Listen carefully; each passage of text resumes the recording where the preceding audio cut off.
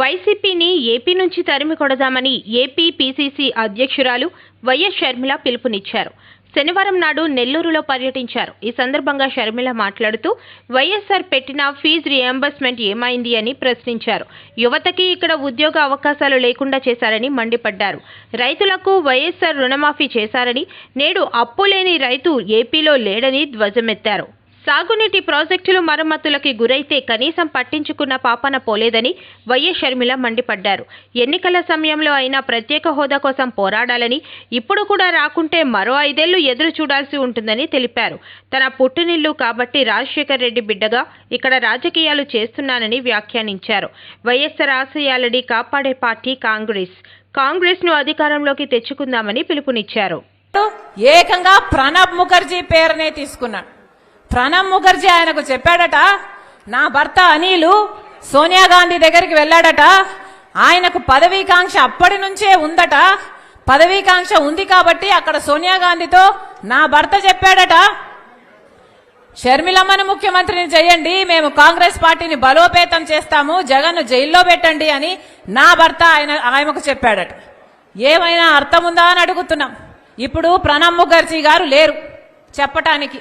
అలాంటి పెద్ద మనిషి పేరును కూడా మీరు వదిలిపెట్టడం లేదు అంటే అసలు మీ కుట్రలకు, మీ కుతంత్రాలకు ఏదైనా హదుపు ఏదైనా ఉందా?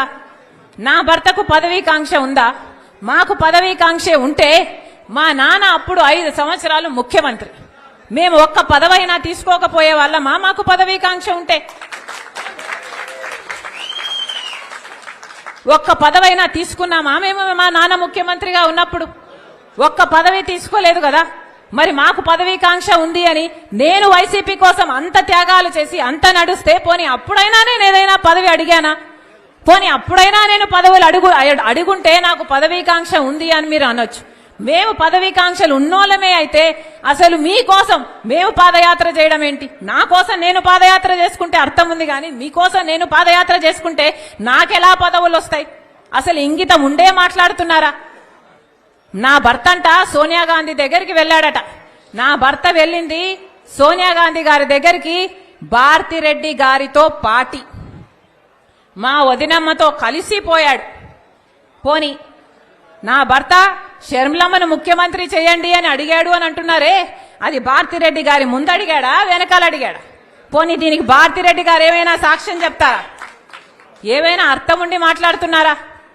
పోనీ ప్రణబ్ ముఖర్జీ గారు చెప్పారంటున్నారే, ఆయన ఆన్ రికార్డ్ గా ఎక్కడైనా ఈ మాట మాట్లాడా? ఎక్కడా మాట్లాడలేదు. ఆయన ఇప్పుడు చనిపోయాడు, బదులు చెప్పడానికి లేడు కనుక ఆయన పేరు తీసుకుంటున్నారు. పోనీ ఆయన కొడుకు బతికే ఉన్నాడు, ఆయన కొడుకు ఉన్నాడు, పోనీ ఆయన కొడుకు చేత అయినా చెప్పించండి మీరు, మీకు దమ్ముంటే, మీది నిజమైతే. చెప్తున్న ఒక్క మాట మీరు రుజువు చేసుకోలేరు. ఇష్టం వచ్చినట్లు జోకర్ల చేత, ఎవడి చేత వీలైతే వాడి చేత ఏది కావాలంటే అది మాట్లాడిస్తున్నారే. ఉచ్చం నీచం అవసరం లేదా? ఆడపిల్ల అన్న ఇంగితం కూడా లేదా? వ్యక్తిగతంగా టార్గెట్ చేస్తారా? ఇంకా సాక్షి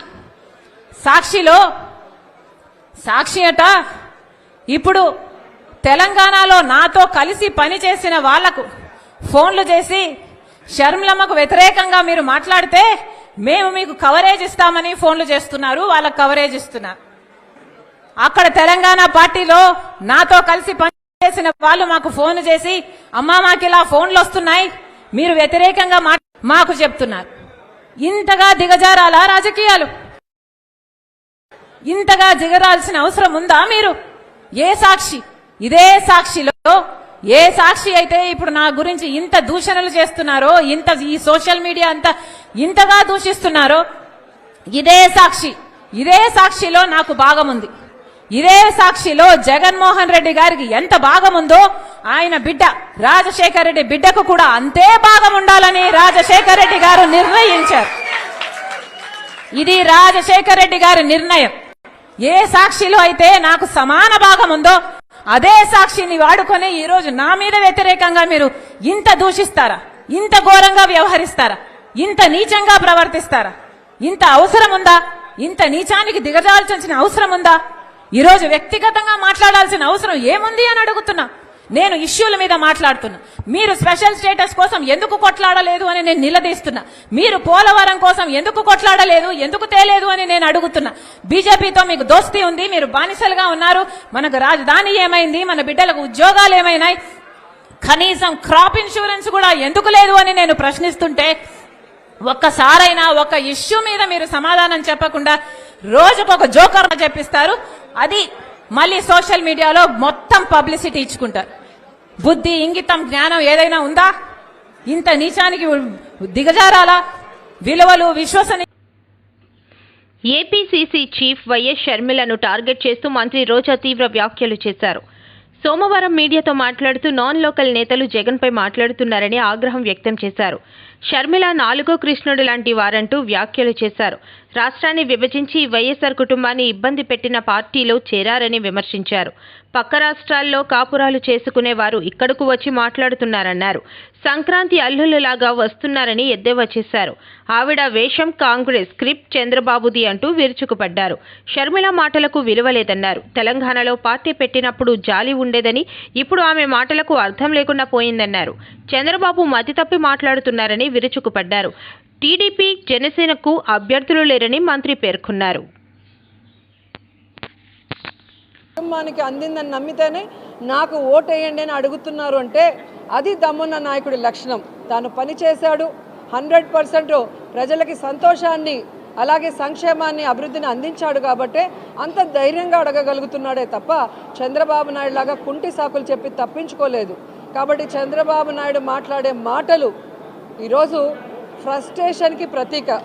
తన కొడుకు చేతగాని వాడు లోకేష్, తన దత్తపుత్రుడు ఎప్పుడేం మాట్లాడతాడో తెలీదు. ప్యాకేజ్ ఇస్తే 5 నిమిషాలు తప్ప ఆ తర్వాత కంటిన్యూయేషన్ ఉండదు ఆయనకి సపోర్టు. అలాగే ఇప్పుడు కొత్తగా 4వ కృష్ణుడిని ఎంటర్ చేశారు. మరి ఆవిడ ఈ రాష్ట్రాన్ని ముక్కలు చెక్కలు చేసిన కాంగ్రెస్ పార్టీలోకి ఎంటర్ అయి ఈ రాష్ట్రానికి ప్రత్యేక హోదా రాకుండా పార్లమెంట్లో తలుపులేసి అన్యాయం చేసిన కాంగ్రెస్లోకి ఎంటర్ అయి రాష్ట్రంలో, కేంద్రంలో కాంగ్రెస్ 2 సార్లు అధికారంలోకి రావడానికి కారణమైన రాజశేఖర రెడ్డి గారి పేరుని ఆయన మరణించిన తర్వాత ఎఫ్ఐఆర్లో రాసి అవమానించిన ఆ కాంగ్రెస్ పార్టీలోకి ఎంటర్ అయి ఆ వైఎస్ఆర్ గారి కుటుంబాన్ని ముక్కలు చెక్కలు చేసి వైఎస్ఆర్ కొడుకుని కారణం లేకుండా ఏ విధంగా అన్యాయంగా తప్పుడు కేసులు పెట్టి జైల్లో పెట్టిన ఆ కాంగ్రెస్లోకి ఎంటర్ అయి స్వలాభం కోసం జగనన్న మీద విషం చూపుతూ ఈ రాష్ట్ర ప్రజల్ని అవమానిస్తుంటే ఏ విధంగా వాళ్ళని ప్రజలు నమ్ముతారు, వాళ్ళకి ఓట్లేస్తారో ఒకసారి ఆలోచించండి.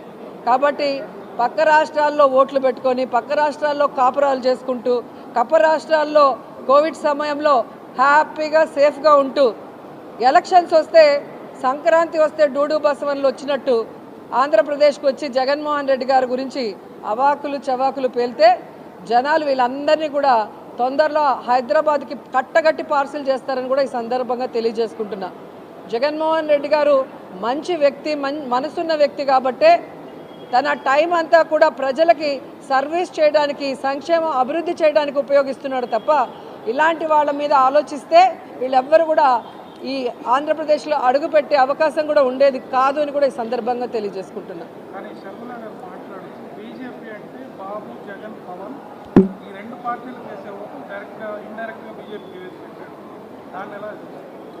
ఆవిడ వేసుకున్న వేషం కాంగ్రెస్ది, మాట్లాడే స్క్రిప్ట్ చంద్రబాబు నాయుడుది. మళ్ళీ చంద్రబాబు నాయుడుతో మమ్మల్ని కలిపినట్టు మాట్లాడుతుంది. ఆవిడ చంద్రబాబు నాయుడిని కలిసిన తీరు మీరు చూశారు, పవన్ని కలిసిన తీరు చూశారు. కాబట్టి ఈరోజు ఆమె మాటలకి క్రెడిబిలిటీ లేదు అనేది కూడా స్పష్టంగా చెబుతున్నారు. రాజశేఖర రెడ్డి గారి బిడ్డగా ఉన్నప్పుడు ప్రేమ అభిమానం ఉంటుంది రాజశేఖర రెడ్డి గారి అభిమానులకి. ఆమె తెలంగాణలో పార్టీ పెట్టినప్పుడు జాలి ఉండేది, పాపం ఈవిడ ఎండల్లో తిరుగుతుంది అనే ఉండేది. కానీ ఎప్పుడైతే ప్రజలు అసహించుకునే కాంగ్రెస్ని, ప్రజలు తరిమేసిన కాంగ్రెస్లో చేరి ఈ రాష్ట్రానికి మంచి చేస్తున్న వైఎస్ఆర్ కాంగ్రెస్ పార్టీకి నష్టం చేకూర్చాలనుకున్నప్పుడు షర్మిల మాటలకి అర్థం లేదని కూడా ఈ సందర్భంగా తెలియజేసుకుంటున్నా. ఎందుకంటే షర్మిల గారు తెలంగాణలో పార్టీ పెట్టినప్పుడు స్పష్టంగా చెప్పింది, నేను ఇక్కడే పుట్టాను, ఇక్కడే చదువుకున్నాను, ఇక్కడే పెళ్లి చేసుకున్నాను, నా ప్రాణం ఉన్నంత వరకు ఈ తెలంగాణ ప్రజలకి కష్టం వచ్చినా నష్టం వచ్చినా అండగా ఉంటానని చెప్పింది. మరి అలాంటి బిడ్డ ఈరోజు ఆ పార్టీని కాంగ్రెస్లో విలీనం చేసి తెలంగాణని గాలికి వదిలేసి ఆంధ్రప్రదేశ్లో వచ్చి మళ్ళీ కొత్త అవతారం ఎత్తితే ఏ విధంగా గౌరవం ఉంటుంది, మాటకి క్రెడిబిలిటీ ఉంటుంది? ఈరోజు జగన్మోహన్ రెడ్డి గారిని చూడండి, పావురాల గుట్టలో ఇచ్చిన ప్రామిస్ని ఫుల్ఫిల్ చేయడానికి ఎన్ని అవమానాలు, ఎన్ని కష్టాలు, ఎన్ని తప్పుడు కేసులు పెట్టి జైల్లో పెట్టినా ఏ రోజు కూడా ఎవరికి కమిట్ అవ్వలేదు, ఎవరికి తల ఉంచలేదు. ఈ రోజుటి వరకు ఎవరితో కలిసి పొత్తు పెట్టుకొని ఎన్నికలకు వెళ్ళలేదు. కాబట్టి ఎవరో ఏదో చెప్తే ప్రజలు నమ్మేస్తారనుకుంటే అది పిచ్చి, వాళ్ళ పిచ్చి.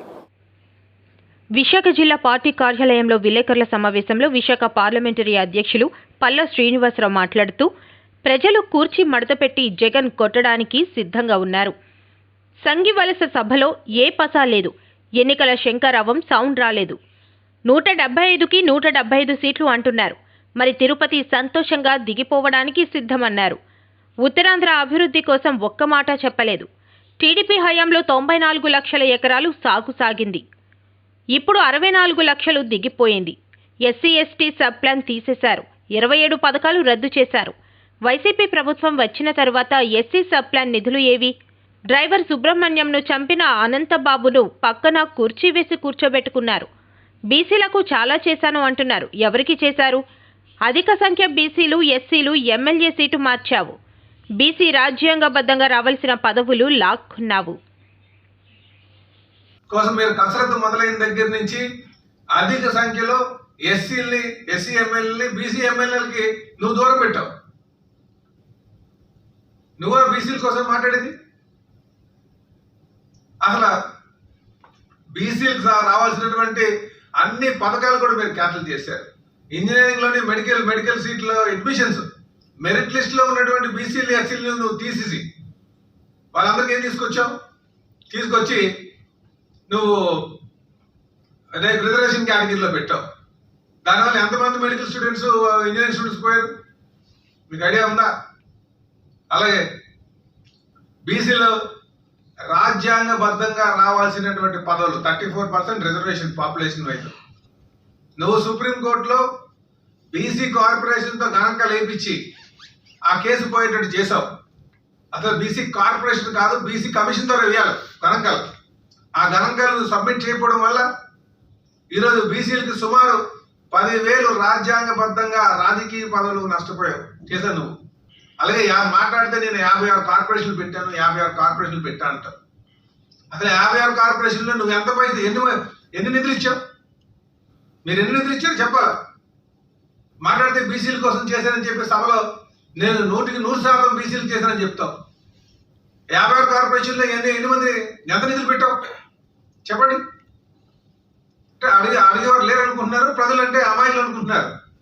కనుక మీకు ఇవన్నీ చెప్పడానికి ధైర్యం లేకే రొటీన్గా పోతామనే భయంతో పసలేనటువంటి మాటలు మాట్లాడి, పసలేనటువంటి నువ్వు స్పీచ్ ఇచ్చి నువ్వు అక్కడ మీరు వెళ్ళేటువంటి పరిస్థితి. అలాగే ఆరోగ్యశ్రీ మాట్లాడితే నేను ఆరోగ్యశ్రీ అంటాం.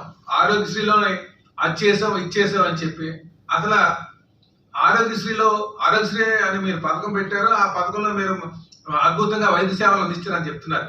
మరి అద్భుతంగా వైద్య సేవలు అందిస్తే 104, 108 సర్వీస్ ఎందుకు వీక్ అయింది? ఎందుకు ప్రైవేట్ హాస్పిటల్స్ మేము ఆరోగ్యశ్రీలో మేము తీసుకోము అని ఎందుకు స్ట్రైక్ చేస్తున్నారు మాట్లాడితే? అసలు ఆరోగ్యశ్రీలో పేషెంట్ అడ్మిట్ అవుతే ఎన్ని రోజుల క్లియరెన్స్ వస్తుంది? నాకు తెలిసి ఆరోగ్యశ్రీ సర్వీసెస్కి ఇదివరకు ఒక డెడికేటెడ్ టీం ఉండేది. ఈ మధ్యకాలంలో ఏం చేశారంటే కొంతమంది గవర్నమెంట్ డాక్టర్ని తీసుకెళ్లి అవి క్లీన్ చేయించారు. 4-5 రోజులు కూర్చోబెట్టి, అంటే పెండింగ్ ఉండిపోయినటువంటి. అసలు అడ్మినిస్ట్రేషన్ మీకు తెలుసా? ఎలా రన్ చేయాలి, ఈ రాష్ట్రాన్ని ఎలా రన్ చేయాలి మీకు అవగాహన ఉందా? అవగాహన లేనటువంటి ముఖ్యమంత్రి జగన్మోహన్ రెడ్డి అని తెలుసుకోవాలి. హెల్త్ని పడకెక్కిచ్చారు. ఇంకా దారుణం ఏంటంటే అసలు కొండవాళ్ళ ప్రాంతంలో, గిరిజనులు నివసిస్తున్నటువంటి ప్రాంతాల్లో ఈ మధ్యన వరాసగా కథనాలు వస్తున్నాయి. డోలీలో మోసుకెళ్తున్నాం. మొన్న అయితే ఆ తల్లి కూతురిని, ఆ పిల్లలిద్దరిని కూడా బైక్ మీద తీసుకెళ్లారు. ఇదివరకు చంద్రబాబు నాయుడు గారి టైంలో ఫీడర్ అంబులెన్స్ సర్వీసెస్ ఉండేవి. ఆ ఫీడర్ అంబులెన్స్ సర్వీస్ అన్ని కూడా బంద్ చేసి గిరిజనుల యొక్క ప్రాణాలకి పోతున్నట్టుగా నాణ్యత లేనటువంటి వైద్య సేవలు అందిస్తూ అసలు సౌకర్యాలు లేకుండా అంబులెన్స్ సర్వీసులు తీసేసి వాళ్ళ ప్రాణానికి ముప్పు తెచ్చేటువంటి పనులు చేస్తూ మేము హెల్త్ కోసం చేసాం చెప్తా. అసలు మీరు వీరి సమాధానం ఉందా మీ దగ్గర? ఇంకో కొత్త భాష చెప్తున్నాడు ఈయన. ఇంకా ఈయనకి మరి మాట్లాడితే ఈ మధ్య కాంగ్రెస్తోనే ఏపీకి ప్రత్యేక హోదా సీనియర్ నేత కొయ్య ప్రసాద్ రెడ్డి. వచ్చే ఎన్నికల్లో కాంగ్రెస్ పార్టీ గెలుపుతో మాత్రమే రాష్ట్రానికి ప్రత్యేక హోదా వస్తుందని కాంగ్రెస్ పార్టీ సీనియర్ నాయకుడు కొయ్య ప్రసాద్ రెడ్డి పేర్కొన్నారు. ఆయన హోటల్ మేఘాలయలో సోమవారం మీడియా సమావేశంలో మాట్లాడారు. రాష్ట్రంలో ఎన్నికల కురుక్షేత్రం మొదలైందన్నారు. గత 10 ఏళ్లలో టీడీపీ, వైసీపీ ప్రజలకు చేసిన అన్యాయం షర్మిల బాగా వివరిస్తున్నారు. 2014లో బీజేపీ, టీడీపీ, జనసేన ఉమ్మడిగా పోటీ చేశాయన్నారు. బీజేపీ అంటే బాబు, జగన్, పవన్ అన్నారు. స్టీల్ ప్లాంట్ ప్రైవేటీకరణ అవ్వాలి, పోలవరం పూర్తి అవ్వకూడదు అంటేనే ఆ 2 పార్టీలకి ఓటు వేయాలి అని ఎద్దేవా చేశారు. ప్రధాని మోదీ హామీ ఉల్లంఘించి ఏటా 2 కోట్ల ఉద్యోగాలు ఇవ్వలేదు. కాంగ్రెస్ అధ్యక్షుడు గొంప గోవిందరాజు మాట్లాడుతూ రాష్ట్రంలో పీసీసీ అధ్యక్షురాలిగా షర్మిలారెడ్డి రాకతో మాజీ కాంగ్రెస్ వాదులు కాంగ్రెస్ పార్టీలో చేరుతున్నారు. వైఎస్ఆర్ మీద అభిమానం ఉండి వైసీపీలోకి వెళ్లి జగన్తో ఇమ్మడలేని నేతలు కాంగ్రెస్ పార్టీలో చేరుతున్నారు. తద్వారా పార్టీ పూర్వ వైభవం వస్తుంది అన్నారు. మీడియా సమావేశంలో కాంగ్రెస్ నాయకులు తలారి సురేష్, హాసిని వర్మ, మహ్మద్ హర్షద్ బాషా, నమ్మి రామారావు, దేవా పాల్గొన్నారు.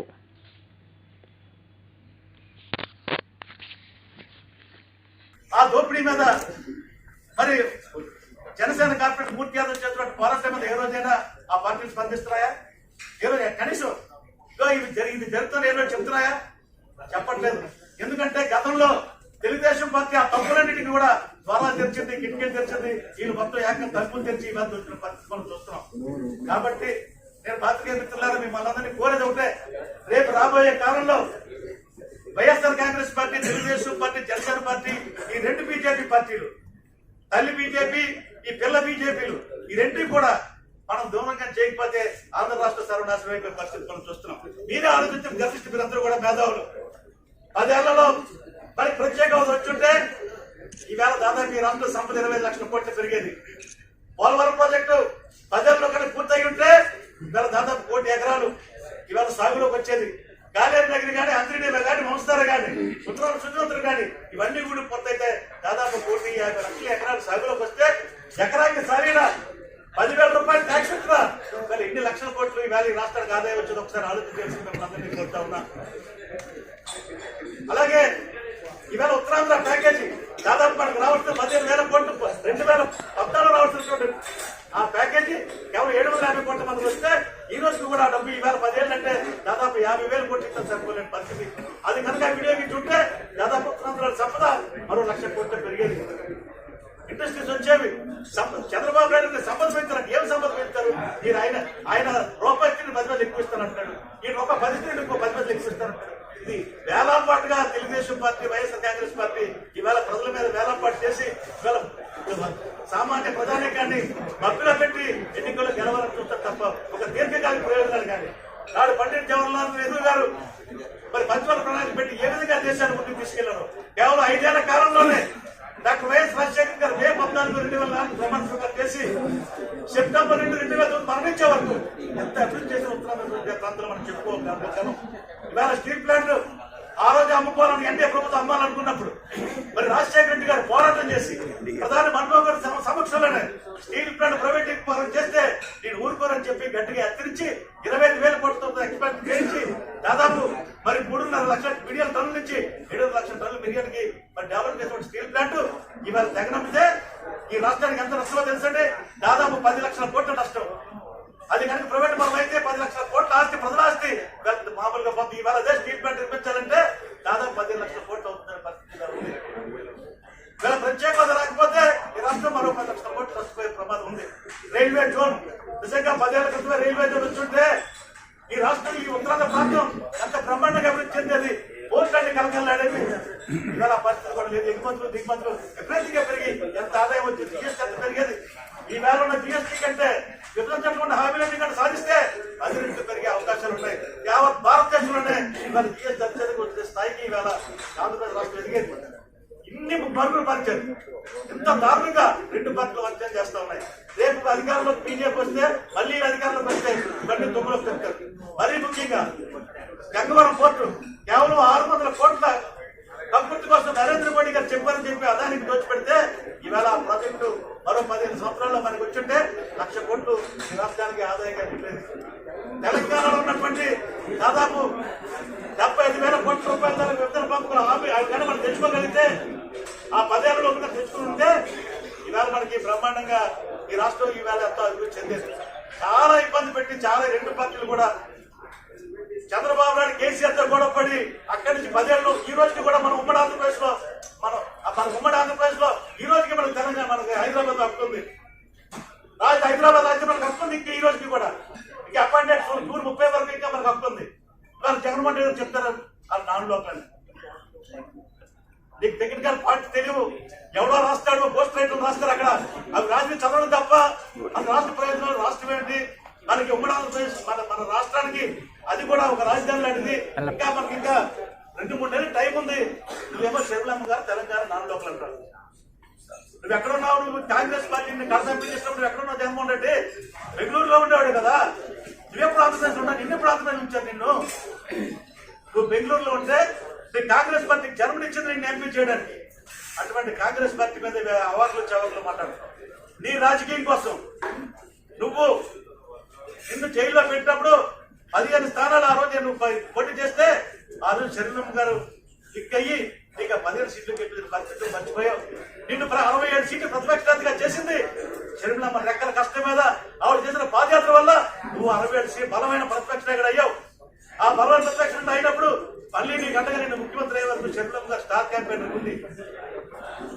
ఏమాత్రం ఎటువంటి లాభాపేక్ష ఆశించకుండా నిన్ను ముఖ్యమంత్రి చేస్తే పరీక్షల నుంచి ఆమె ఎక్కడ బాబు గారు అయిపోతున్న భయంతో నువ్వు ముందుగానే ప్లాన్ వేసి సజ్జల రామకృష్ణారెడ్డి సుపారెడ్డి వాళ్ళ తాలూకా ఆలోచన తీసుకొని నమ్మించి మోసం చేస్తున్న జగన్ రెడ్డి అధికారంలోకి వచ్చే ముందు విద్యుత్ ఛార్జీలు పెంచనని ప్రజలకు మాట ఇచ్చిన ముఖ్యమంత్రి జగన్మోహన్ రెడ్డి అధికారంలోకి వచ్చిన తర్వాత హామీని విస్మరించినట్లు వామపక్షాలకు చెందిన నేతలు ఆగ్రహం వ్యక్తం చేశారు. ఇప్పుడు మళ్లీ విద్యుత్ ఛార్జీలు పెంచడానికి చేస్తున్న ప్రయత్నాలను నిర్మించుకోవాలని సిపిఎం సిపిఐ నేతలు డిమాండ్ చేశారు. ఈ మేరకు గురుద్వార్ వద్ద గల ఏపీ ఈపీడీసీఎల్ కార్యాలయం వద్ద నిరసన తెలియజేశారు. రాష్ట్రంలో ఇటువంటి పరిస్థితుల్లో కూడా విద్యుత్ ఛార్జీలు పెంచమని చెప్పని జగన్మోహన్ రెడ్డి ఎన్నికల ముందు పాదయాత్రలో ప్రజలకు హామీ ఇచ్చారు. ఈ హామీ పూర్తిగా విరుద్ధంగా విద్యుత్ భారాలని ప్రజల మీద విపరీతంగా వేస్తా ఉన్నారు. విద్యుత్ ఛార్జీలతో పాటు గ్రూప్ ఛార్జీలు, అదనపు ఛార్జీలు, కస్టమర్ ఛార్జీలు, ఇంధన ఛార్జీలు, సర్దుబాటు ఛార్జీలు, ఈ ఛార్జీలే ఛార్జీలు. ఈ ఛార్జీల పేరు మీద ప్రజల మూలుగులు పీల్చి విద్యుత్ భారాలు విపరీతంగా ప్రభుత్వం ప్రజల మీద చేస్తా ఉంది. ఈ దుర్మార్గమైనటువంటి ఈ ఛార్జీలు వెంటనే రద్దు చేయమని చెప్పని సిపిఎం సిపిఐ వామపక్ష పార్టీలుగా మేము డిమాండ్ చేస్తా ఉన్నాం. దీనికి తోడు ప్రజలకి స్మార్ట్ మీటర్లు పెట్టడం కోసం ప్రయత్నం చేస్తున్నారు. రైతుల పంపు చట్టం మీటర్లు పెట్టడం కోసం ప్రయత్నం చేస్తున్నారు. ఒక్కొక్క రైతాంగ ప్రభుత్వం మాదని చెప్పని సామాన్య ప్రభుత్వం మాదని చెప్పి ఆచరణలో సామాన్యుల మీద రైతుల మీద విపరీతమైన ధనభారాలు చేస్తున్నది జగన్మోహన్ రెడ్డి ప్రభుత్వం. ఈ స్మార్ట్ మీటర్ని రైతుల మీటర్లు పెట్టే తీసుకోవాలని చెప్పి మేము డిమాండ్ చేస్తా ఉన్నాం. అలాగే 2020 విద్యుత్ సంస్కరణ చట్టం పేరు మీద కేంద్రంలో మోడీ ప్రభుత్వం విద్యుత్ రంగాన్ని పూర్తిగా తన గుప్పెట్లో తీసుకొని ఆదాని, అంబానీ వంటి కార్పొరేట్ శక్తుల చేతుల్లోకి విద్యుత్ రంగాన్ని పెట్టి ప్రజల మీద కొన్ని భారాలు వేయడం కోసం ప్రయత్నం చేస్తుంటే రాష్ట్రాల హక్కు హరిస్తున్నటువంటి కేంద్రం మీద జగన్మోహన్ రెడ్డి ప్రభుత్వం పోట్లాడకుండా ఆ చట్టాన్ని ఈ రాష్ట్రంలో జీహూదూరంటూ అమర్చడం కోసం పూనుకోవడం ప్రజలను వంచడం తప్ప ఇక్కడ కాదని చెప్పి స్పష్టంగా చెప్పగలుగుతున్నాం. ఈరోజు ఏపీఆర్సీ పేరు మీద నేడు రేపు ఎల్లుండి 3 రోజుల పాటు ప్రజాప్రయ సేకరణ తెచ్చుకునే కార్యక్రమానికి శ్రీకారం చుట్టారు. ప్రజాప్రయ సేకరణ అంటే ప్రజల మాట వినాలి, ప్రజల అభిప్రాయాలు తీసుకోవాలి, ఆ అభిప్రాయాలు కొనుక్కు నిర్ణయం తీసుకోవాలి. కానీ ప్రజాప్రయం తీసుకుంటారు, నిర్ణయాన్ని మాత్రం ప్రభుత్వం అనుకూలంగా చేస్తారు, కార్పొరేట్ అనుకూలంగా చేస్తారు. అంటే ప్రజాప్రయ సేకరణ ఉపయోగం ఉంది. దీని తోడు ప్రజాప్రయ సేకరణ కరోనా టైంలో వచ్చే చేసేవాళ్ళు. ఇప్పుడే కరోనా ఏం లేదు, కోవిడ్ ఏం లేదు, డైరెక్ట్ గా చేయడం కోసం ఎందుకు పెద్ద పడాలి అంటే డైరెక్ట్ గా చేశారనుకుంటే ప్రజలు నిలదీస్తారు. ప్రభుత్వం నిలదీస్తారు. కాబట్టి ఆ నిలదీయడానికి భయపడి ఈరోజు వచ్చే పరిస్థితుల్లో కొద్దిమందికి అవకాశం ఇచ్చి ప్రజా శాఖను తూతు మంత్రులుగా జరిపి ప్రభుత్వంతో నచ్చిన విధంగా కార్పొరేట్ అనుకూల విధంగా చట్టాలు చేసి ఆ విధంగా ప్రజల మీద భారాలు మోపడం కోసం ప్రయత్నం చేస్తూ ఉంది. ఈ తంతును ఆపి ఎటువంటి పరిస్థితుల్లో కూడా కరెంటు ఛార్జీలు పెంచే ప్రతిపాదన తీసుకోమని చెప్పి డిమాండ్ చేస్తున్నాం. విద్యుత్ సంస్కరణ చట్టాన్ని ప్రైవేటీకరణ వెంటనే రద్దు చేయమని కోరుతున్నాం. అదనపు ఛార్జీలు వెంటనే రద్దు చేయమని చెప్తున్నాం. లేని పక్షంలో జగన్మోహన్ రెడ్డి గారు మీకు ప్రతిపక్షంలో కూర్చొని తప్పదని చెప్పని మేము హెచ్చరిస్తా ఉన్నాం. ఓకే సార్, ఓకే ఓకే, అది ఓకే సార్. నాకు అధికారం ఇవ్వండి. ఇంతవరకు ప్రభుత్వాన్ని ఏలుతున్నటువంటి తెలుగుదేశం పార్టీ విద్యుత్ ఛార్జీలు పెంచి ప్రజలపై భారాలు మోపింది.